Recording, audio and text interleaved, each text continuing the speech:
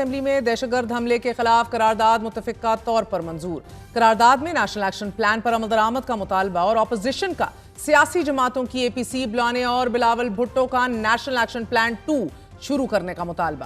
وزیر اعظم کا بھی کوئٹہ میں اعلیٰ سطحی اجلاس میں اے پی سی بلانے کا عندیہ، جبکہ ایوان کا دہشتگردوں کے خلاف کامیاب آپریشن پر سیکیورٹی اداروں کو خراج تحسین۔ ناظرین، اس وقت پاکستان کو داخلی کے ساتھ ساتھ سفارتی چیلنجز کا بھی سامنا ہے۔ ایک طرف نئی امریکی انتظامیہ پاکستان پر سفری پابندیوں کے حوالے سے غور کر رہی ہے، تو دوسری جانب افغانستان اور بھارت پاکستان کے خلاف ایک محاذ بنا رہے ہیں۔ بی ایل اے اور ٹی ٹی پی جیسے خارجی گروہ افغانستان میں بیٹھ کر دہشتگردانہ کارروائیوں میں ملوث ہیں، تو بھارت ان گروپوں کی مالی اور انٹیلیجنس مدد فراہم کر رہا ہے۔ گزشتہ ایک دہائی کے دوران پاکستان متعدد بار بھارت کی پاکستان میں مداخلت کے ثبوت اقوام متحدہ کے سامنے رکھ چکا ہے۔ کلبھوشن یادو کی دہشتگردانہ کارروائیوں کے اقرار سے لے کر جعفر ایکسپریس ہائی جیکنگ تک افغانستان اور بھارت کا کردار واضح ہو رہا ہے۔ بلوچستان، سابقہ قبائلی علاقوں میں خارج کی جانب سے امریکی اسلحے کے استعمال اور دہشتگرد کارروائیوں کے ماسٹر مائنڈ سب افغانستان میں بیٹھے پاکستان میں خون خرابہ کرنے میں مصروف ہیں۔ 2 دن قبل اقوام متحدہ میں پاکستان کے مستقل مندوب منیر اکرم کا کہنا تھا کہ افغانستان میں موجود 20 سے زائد دہشتگرد تنظیمیں خطے اور دنیا کے لیے خطرہ ہیں، اور افغان عبوری حکومت خطے کو لاحق ان خطرات سے نمٹنے میں ناکام رہی ہے۔ ہمارے پاس ٹھوس شواہد موجود ہیں کہ کابل حکام حملوں کی سرپرستی کر رہے ہیں۔ اسی طرح جہاں تک بھارت کا پاکستان میں دہشتگردانہ کارروائیوں کا تعلق ہے، تو بھارت کے نیشنل سیکیورٹی کے مشیر اجت ڈوول تقریباً ایک دہائی قبل اس بات کا اقرار کر چکے ہیں کہ بھارت پاکستان کو ڈی سٹیبلائز کرنے کے لیے اوفینسو ڈیفینسو کی اسٹریٹجی پر عمل پیرا ہے، اور پھر اسی اسٹریٹجی پر عمل کرنے والے بھارتی ایجنٹ کلبھوشن یادو کو پاکستان نے گرفتار بھی کیا، پوری دنیا کے سامنے پیش بھی کیا، جہاں اس نے اپنے جرائم کا اقرار بغیر کسی دباؤ کے اپنے منہ سے کیا۔ بھارت پاکستان کے علاوہ دنیا بھر میں دہشتگرد کارروائیوں اور ٹارگٹ کلنگ میں ملوث ہے۔ رو کے ایجنٹس نے کینیڈا، آسٹریلیا اور امریکہ میں بھی ٹارگٹ کلنگ کی ہے۔ کینیڈا میں ہردیپ سنگھ نجر، امریکہ میں گربتونت سنگھ پنو کو قتل کرنے کی کوششیں بھی کسی سے ڈھکی چھپی نہیں۔ بھارتی رو کی کارروائیوں سے متعلق دی گارڈین اور واشنگٹن پوسٹ اپنے تحقیقاتی رپورٹس میں یہ بات ثابت کر چکے ہیں کہ 2020 سے اب تک کم از کم 20 پاکستانی اور کینیڈین شہریوں کو بھارتی ایجنسی رو نے نشانہ بنایا ہے۔ پاکستان کے علاوہ امریکہ میں بھی ایک رو ایجنٹ نکل گپتا کے خلاف قانونی کارروائی جاری ہے۔ اقوام متحدہ میں پاکستان کے مستقل مندوب منیر اکرم دنیا کو متعدد بار یہ باور کروا چکے ہیں کہ بھارت جنوبی ایشیا میں دہشت گردی کی ماں ہے۔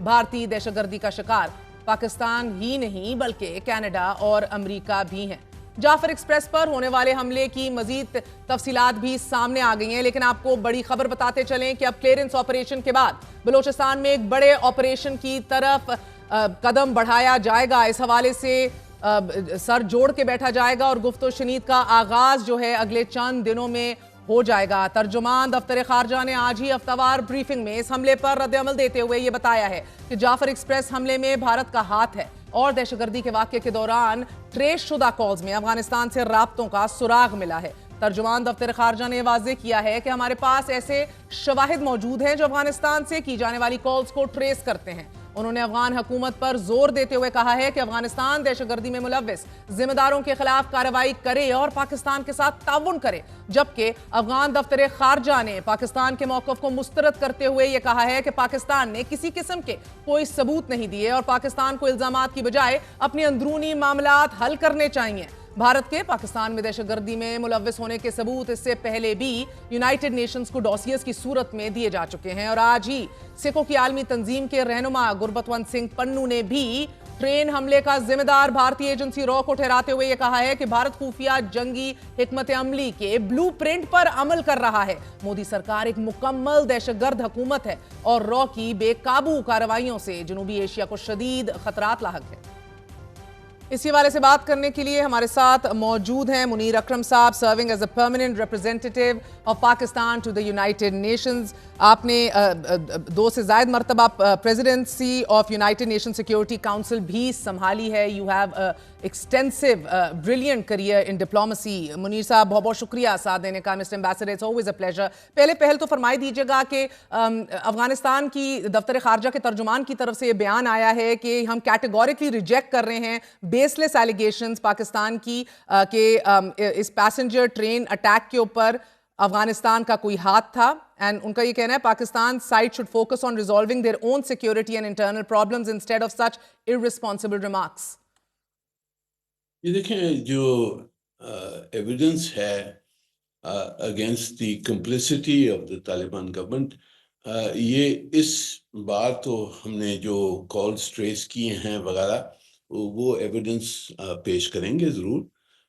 پر اس سے پہلے بھی اگر آپ جو لاسٹ رپورٹ تھی مانیٹرنگ ٹیم، جو کاؤنٹر ٹیررزم کی مانیٹرنگ ٹیم ہے، اس کی رپورٹ میں بالکل انہوں نے صاف واضح کیا تھا کہ افغانستان سے یہ دہشت گردی ہو رہی ہے اور وہاں جو حکومت ہے ان کی بھی اس میں کوئی ہاتھ ہے.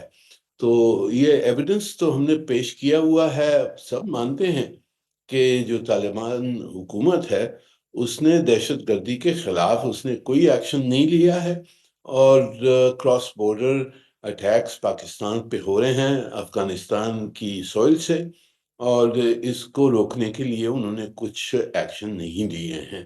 تو میرے خیال میں ایویڈنس تو کافی ہے ہمارے پاس ان کی انوالومنٹ اور کمپلیسٹی کے بارے میں.